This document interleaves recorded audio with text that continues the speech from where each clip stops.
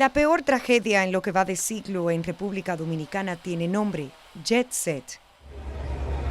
El techo de la emblemática discoteca colapsó en la madrugada del 8 de abril, transformando una noche de fiesta en una escena de horror. Los rescatistas trabajaron sin descanso durante 2 días. Lograron a salvar más de 180 personas, pero cientos perdieron la vida. Hoy concluimos la tarea más difícil que he tenido durante 20 años. Patricia Ovalles de Berroa escapó con vida. Estaba con un grupo de 25 amigos para celebrar un cumpleaños y en esa noche se convirtió en la fotógrafa del grupo, captando imágenes y videos sin imaginar que documentaría los últimos momentos antes de la tragedia. Ese es el video final. El reloj marcaba las 12:43 de la noche y las sillas vacías daban los primeros indicios de que algo no andaba bien. Justo encima, un caño de agua que salía por una lona azul. A las 12:44, todo cambió.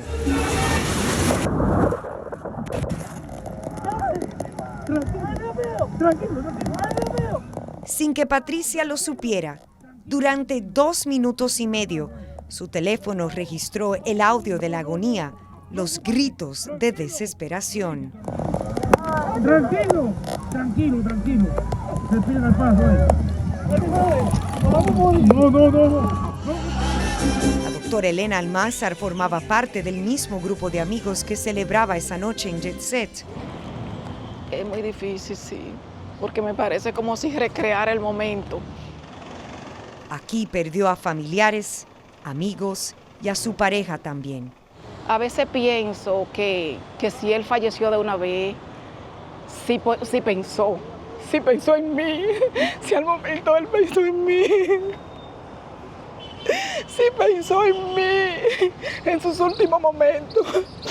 O seguro pensó que yo había muerto.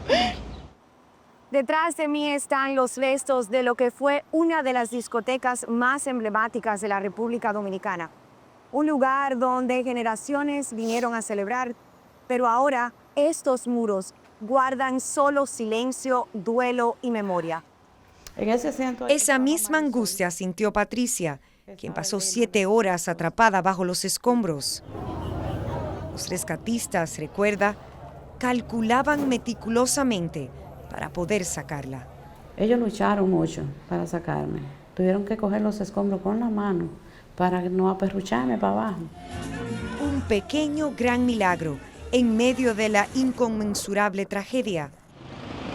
Un mes después, muchas preguntas siguen sin respuesta.